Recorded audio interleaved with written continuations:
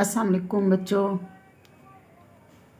आज का जो हमारा टॉपिक है वो बहुत कॉमन टॉपिक है जो आप क्लास 6, क्लास 7, क्लास 8, क्लास 9 और क्लास 10 तक आप अलजबरे के इस तरह के क्वेश्चन सॉल्व करते हैं, जिसमें क्या होता है 3x + 16 = 37।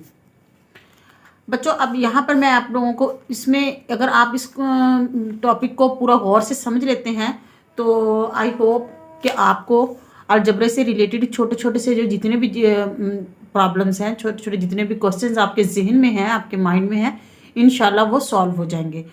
तो यहाँ पर मैं आप लोगों को बताऊंगी कि आपने इसमें से एक्स कैसे मालूम करना है, एक्स कैसे। अब ये जो क्वेश्चन है ये बहुत कॉमन क्वेश्चन है। इस तरह के क्वेश्चंस आपने एक्स की वैल्यू मालूम करनी है, एक्स को मालूम करना है, एक्स की वैल्यू आपने यहाँ से निकाल के किसी और एक्सप्रेशन में आपने पुट करनी है।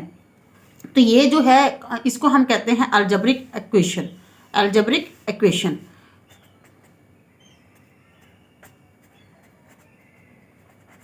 ठीक है, ये इक्वेशन है। इक्वेशन का मेन मतलब क्या है कि इसमें इक्वल का निशान है। इसमें क्या है, इक्वल का निशान है, तो ये इक्वेशन है।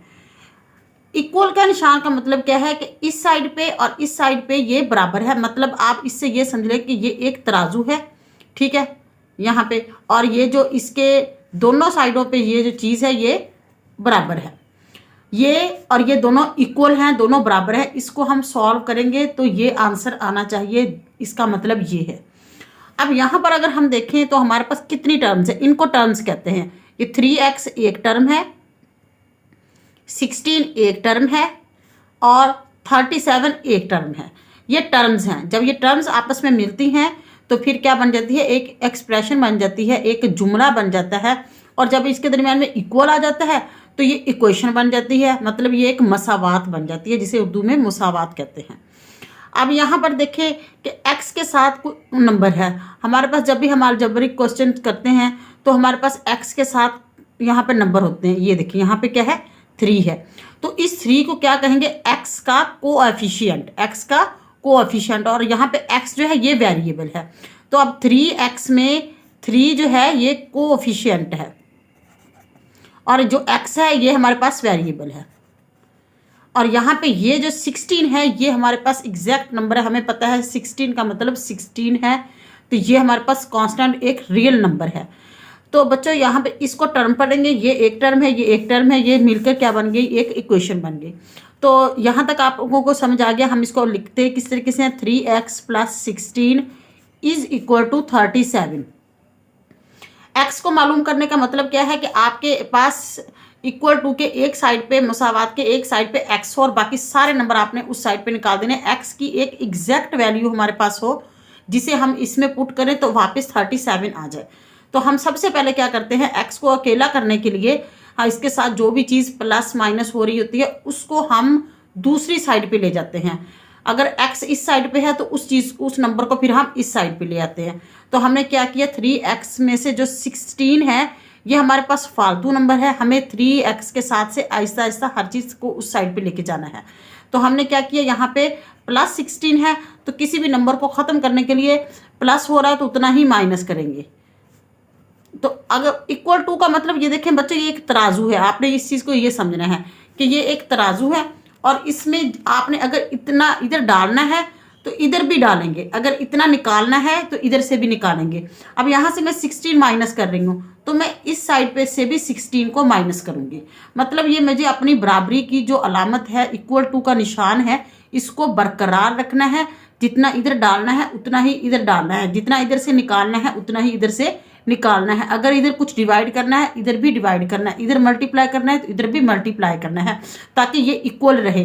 ठीक है, तो हमने यहाँ पे 16 जब माइनस किए, 16 हमने इस साइड से इसलिए माइनस किए कि हमें 3x को अकेला करना है। हमने यहाँ से काट दिया, यहाँ पे क्या आया, 3x अकेला हो गया।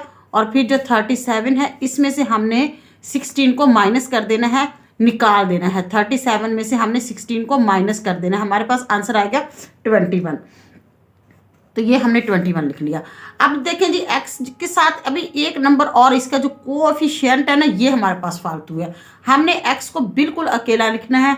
तो जो 3x है ये 3 जो इसके साथ मल्टीप्लाई हो रहा है, ठीक है बच्चों, जब भी किसी भी अलजेब्रिक एक्सप्रेशन में जो वेरिएबल्स होते हैं उनके साथ जो भी नंबर कोएफिशिएंट मल्टीप्लाई हो रहा होता है उनके दरमियान में कोई साइन नहीं होता। जिस तरह 2x है तो मीन्स 2x के साथ मल्टीप्लाई हो रहा है, 3a है तो मीन्स 3 जो a के साथ मल्टीप्लाई हो रहा है, 4y है तो मीन्स 4 जो है y के साथ मल्टीप्लाई हो रहा है, इसका साइन नहीं लिखा जाता।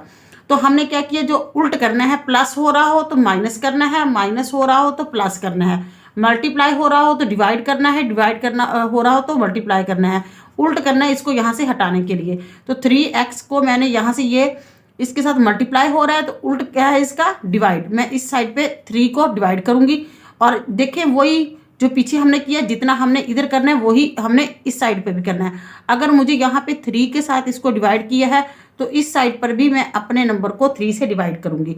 तो 3 से यहाँ से 3 कट गया, हमारा मकसद यहाँ से 3 को खत्म करना था। तो x यहाँ पे अकेला हुआ और यहाँ पे देखें 3 जो है 21 से, सॉरी हम इसका टेबल पढ़ेंगे, 3 1 ज़ा 3 और 3 7 ज़ा 21। तो बच्चों हमारे पास x का जो आया आंसर, x की जो वैल्यू आई वो हमारे पास क्या है, 7। तो अब इसका मतलब ये है कि जो 7 है ये x की एग्जैक्ट वैल्यू है यहाँ पे इस क्वेश्चन के लिहाज से, वरना x की वैल्यू मतलब चेंज होती रहेगी, अगले क्वेश्चन में और आती है, किसी और क्वेश्चन में और होगी x की वैल्यू। तो हम यहाँ पे क्या कहेंगे कि x जो है वो 7 है इस इक्वेशन के हिसाब से। तो अब इसका अगर हम देखते हैं कि आया हमारा क्वेश्चन ठीक है या नहीं है, तो x की वैल्यू का मतलब ये है कि अगर हम इसमें x रखें और इसको सॉल्व करें एक साइड को तो 37 आ जाए। तो चलो हम चेक करते हैं, 3x प्लस 16 जो हमारा क्वेश्चन था वो ये था, ठीक है। अब यहाँ पे हमने क्या करना है, सिर्फ x की जगह 7 लिखना है, ठीक। तो हमने क्या किया, 3 इंटू एक्स की जगह हमने 7 लिख दिया, प्लस 16 इज इक्वल टू 37। अब हमने क्या करना है, 3 को ये ब्रैकेट में ये जो हमने लिखा है 3x का मतलब था कि 3x के साथ मल्टीप्लाई हो रहा है, तो सेम यहाँ पर इसकी वैल्यू पुट करते हुए भी 3 जो है वो इसकी वैल्यू से मल्टीप्लाई हो रहा है। 3 7 ज़ा 21 प्लस 16 इज इक्वल टू 37। अब इस साइड को नहीं हमने छेड़ना बिल्कुल भी, यहाँ पे हमने इस साइड को सॉल्व करना है। तो अगर ये आंसर आ जाता है तो हमारा क्वेश्चन बिल्कुल ठीक है। तो हमने जब 21 में 16 प्लस किया तो 37 is equal to 37, that's mean हमारा आंसर बिल्कुल ठीक है, क्योंकि x की वैल्यू हमने जब इसमें पुट की तो हमारे जो दोनों साइडें हैं वो इक्वल हो गई हैं।